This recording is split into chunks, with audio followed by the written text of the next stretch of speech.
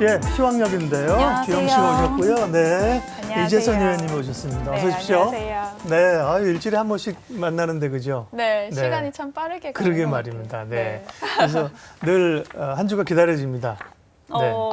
빈말이 아니시고 진심이신 네, 거. 매번 출연자 오실 때마다 이런 얘기 좀 문제 얘기를 하지만. 내일도 또 이어지는 건가요? 그렇습니다. 다 반갑습니다. 네. 자, 우리 시장은 오늘 좀 조정이었는데요. 뭐 조정폭이 그렇게 깊지는 않았는데 어제 미국은 조정이 좀 1%가량 나스닥 왔는데요. 아무래도 부채 한도 협상이 이제 질질 끄는 것 때문에 그런 건가요? 왜 그런가요? 그렇죠. 뭐 사실 2주 전부터 지겹게 이제 그러게요, 시장의 지겨워요. 재료로 작용을 하고 있지만 네. 여전히 부채 한도 이슈가 좀 기간 조정을 야기시키는 재료로 지금 작용을 하고 있다라고 네. 보시면 될 것 같고요. 제가 그때 저번 시간에서도 말씀드렸다시피 통상적으로 이 부채 한도 노이즈가 지속되는 구간 내에서 이제 주가는 미리 이 셧다운 가능성을 반영을 미리 해서요. 기간 조정을 겪었고 오히려 이제 최악의 사태, 그러니까 결국에는 부채 한도 상향 조정이 실패를 하고 정부가 일시적으로 일을 안 하는 그 셧다운 기간에 돌입을 하면은 예. 사실 주가는 대체적으로 저희가 낙폭의 부분에 있어서의 대부분 회복을 이제 했었습니다.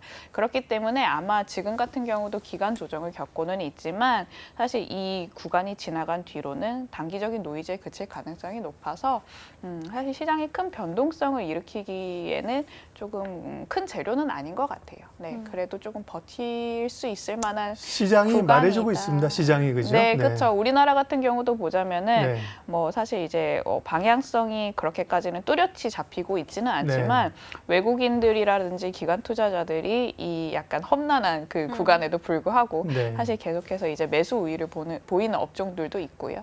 또 이제 전반적으로 코스피에 대해서도 사실 긍정적으로 보고 있는 입장이라서 저희가 조정을 겪더라도 사실 이제 후반부에 대부분 또 낙폭을 회복을 하는 그런 패턴을 지금 좀 보여주고 있습니다. 네, 우리가 한국 사람인데 미국 시장까지 걱정해야 되니까 아주 피곤해요. 제가 그런 생각해봤어요. 우리나라도 의회가 설정한 부채 한도가 있나?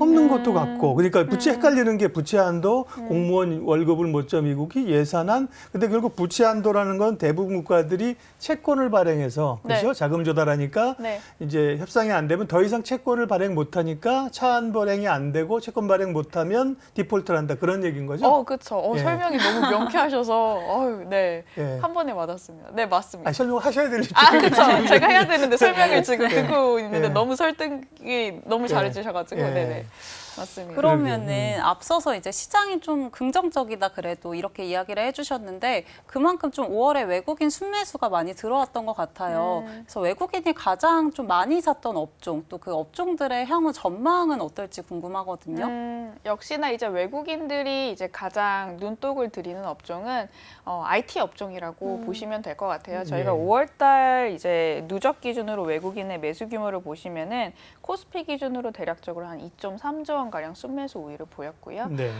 동시에 이제 기관 투자자들도 순매수 우위를 보였습니다. 그러니까 외국인들과 기관들이 사실 증시가 그렇게 큰 폭의 상승 여력이 좀 제한적임에도 불구하고 증시의 순매수 우위를 보였다는 점은 향후 우리나라 증시에 있어서 펀디멘탈에 대한 기대감을 가지면서 이제 매수 자금을 조금씩은 이제 유입을 하고 있는 상황이다라고 보시면 될 것 같고요. 그 중에서 가장 사실 앞단에 있는 게 반도체라고 보시면 될 것 같아요. 제가 지난 시간에도 말씀을 드렸다시피 저희가 지금 반도체 업황 바닥에 대한 기대감이 계속해서 나오고 있는 입장이고요. 뭐 차후에 또 설명을 드리겠지만 최근에는 또 이제 중국에서의 그 마이크론 제재 이슈라든지 예. 여타 이제 정치적 갈등에 있어서의 우리나라가 좀 반사이익을 얻을 수 있을 거라는 좀 기대감도 사실 일부 약간 작용을 하게 되면서 이 반도체 주가가 사실 상대적으로 좀 선방을 하고 있는 흐름이라고 보시면 될 것 같아요.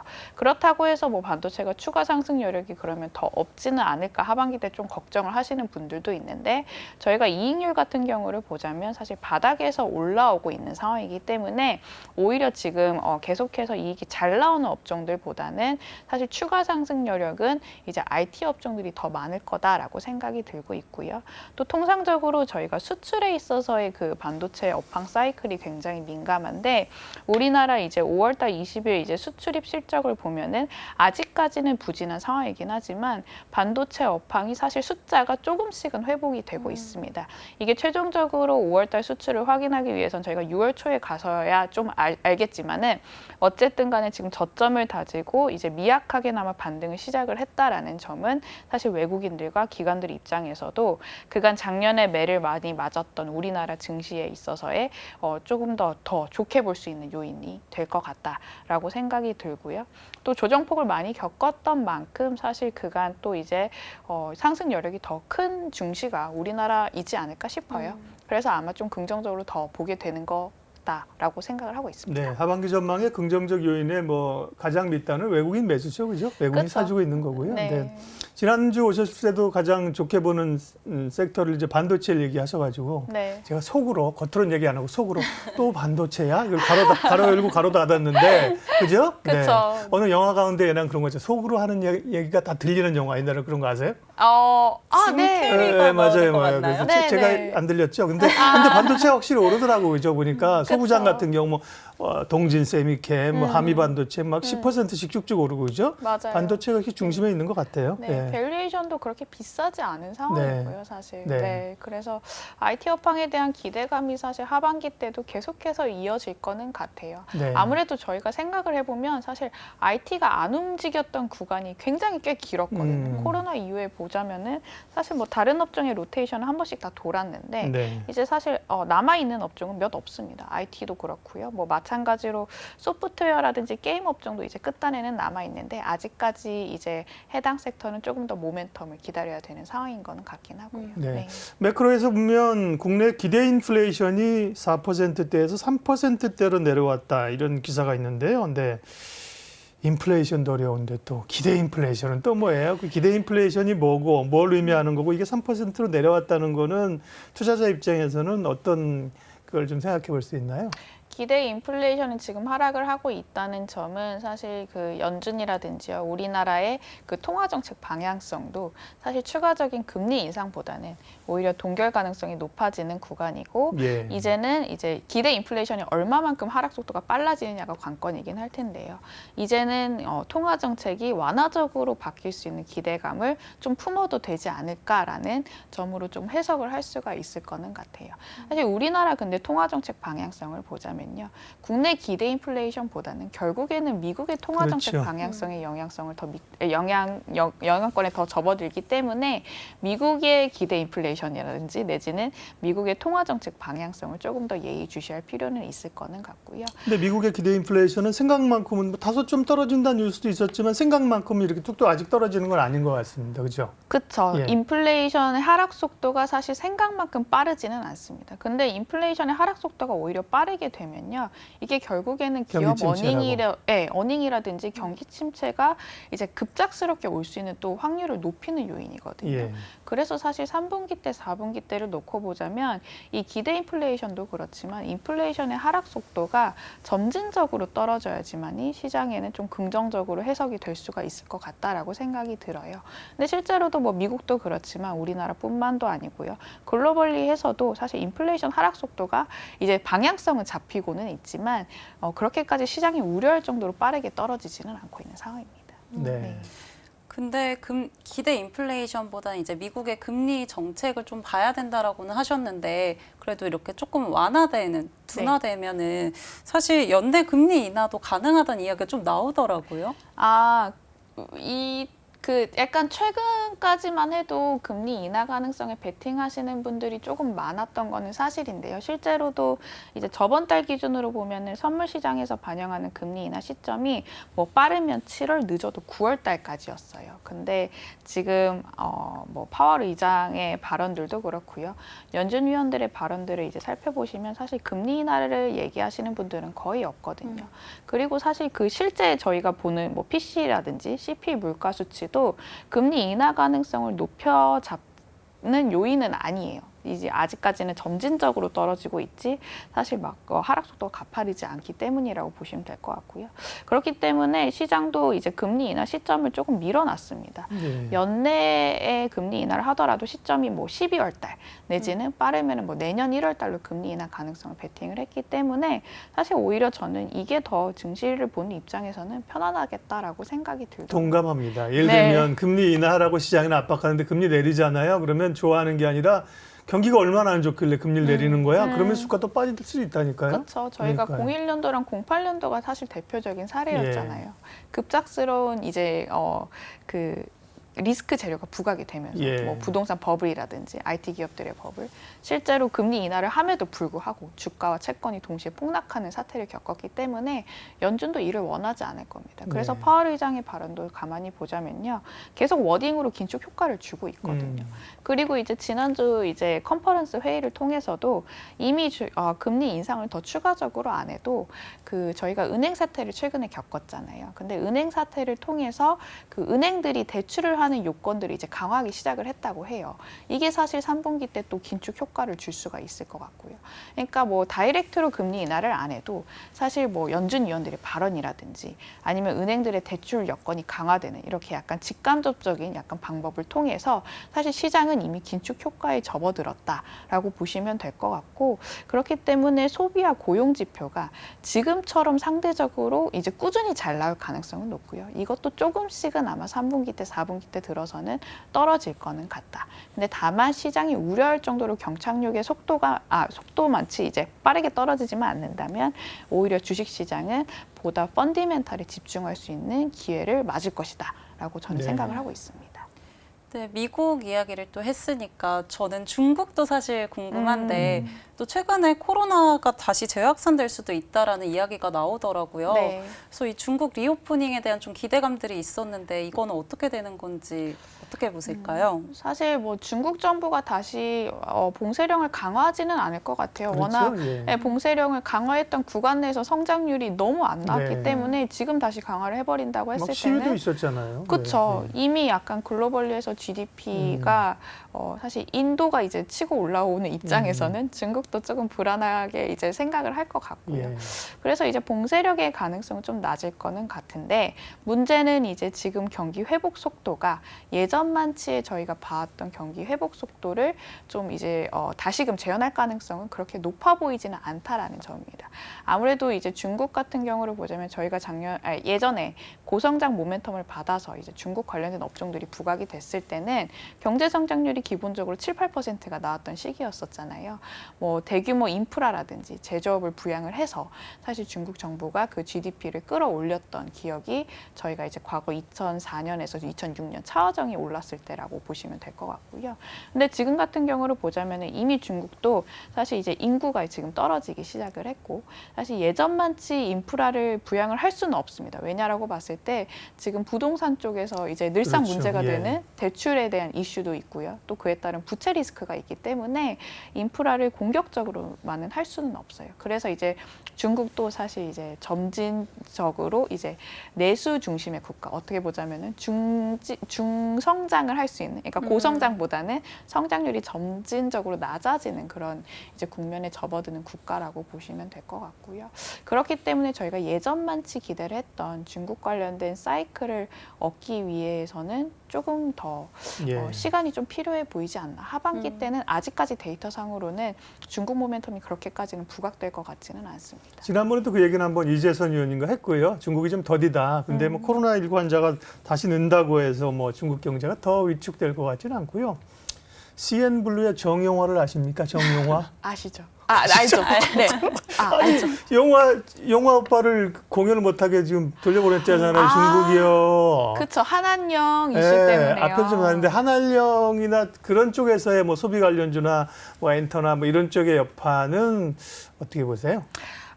근데 이거는 사실 네. 뭐 알 수가 없는 네. 규제라서 예. 이게 중국이 또 언제 또 풀지도 모르는 네. 이슈겠고요. 근데 음. 이게 뭐 장기적으로 될지 안 될지는 모르겠지만 일단은 중국이 우리나라에 대해서 일부 제재가 들어가는 거는 사실 저희가 이제 G7 정상회담 회의를 이제 지난주에 했었잖아요. 네. 근데 우리나라도 참석을 했었고 뭐 여타 인도라든지 국가들이 많이 참석을 했었는데 그때 사실 중국에 대한 저희가 불편한 시각을 굉장히 많이 드러냈거든요. 네. 이거에 따른 일종의 보복성 이게 조치가 아닐까라는 생각이 조금 들기는 그렇죠. 합니다. 네. 그래서 이제 저희가 중국에 기댈 수 있는 여력도 약간 과거 대비해서 약간 점차 줄어드는 게 사실 이 이벤트를 통해서도 조금 드러나는 것 예. 같고요.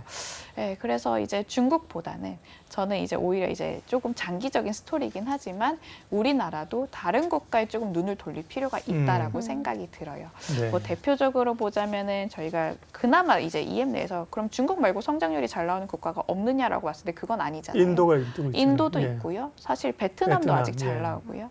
중동의 일부 국가도 있기 때문에 그런 국가들에서 실제로 저희 보자면요. 반도체 수출 영향력이 확대가 되고 있어요. 2018년을 기점으로. 그래서 굳이 중국의 반도체를 팔지 않아도 저희는 다른 나라 국가들한테 반도체를 팔 수 있는 그런 이제 모멘텀이 이제 장기적으로 또 생길 네. 수가 있는 기회 요인이거든요. 그래서 이제 최근에 뭐 G7 정상회의라든지 내지는 미중 무역 갈등이 이제 진행이 되면서 우리나라가 또 피해를 입을 수 있지 않느냐, 우리나라 수출 어떡하냐 뭐 이렇게 우려하시는 분들도 많은데 오히려 이 사이에서 기회 요인을 찾아야 된다라고 예. 저는 생각을 하고 있습니다. G7 이야기도 나오고 좀 중국도 보고 하다 보니까 저는 또 궁금한 게 일본이 네. 최근에 이 니케이 지수가 3만 선을 좀 돌파했다. 그러게요. 뭐 이런 이야기가 네, 나오더라고요. 맞아요. 잃어버린 20년인데 일본이 요즘 또 이렇게 그렇죠. 강해요. 예. 되찾은 20년. 예. 아니 보니까 저도 이제 최근에 확인하고 놀랐는데 30년 만에 니케이가 최고치를 경신을 했더라고요. 그러니까요. 여러 가지 요인들이 있는 것 같은데 가장 결정적인 요인은 그건 것 같아요. 배당인 예. 것 같아요. 예. 아무래도 이제 배당 성향이 일본이 사실 낮지만은 않았는데 지금 대략적으로 한 30% 내외 수준이거든요. 근데 이게 약간 정부가 그렇게까지는 만족하지 못하는 수치인가 봐요. 이제 PBR 1배 미만 기업들을 다 불러다가 이제 배당을 좀 더 많이 줘라라고 이제 얘기를 했다라고 하거든요.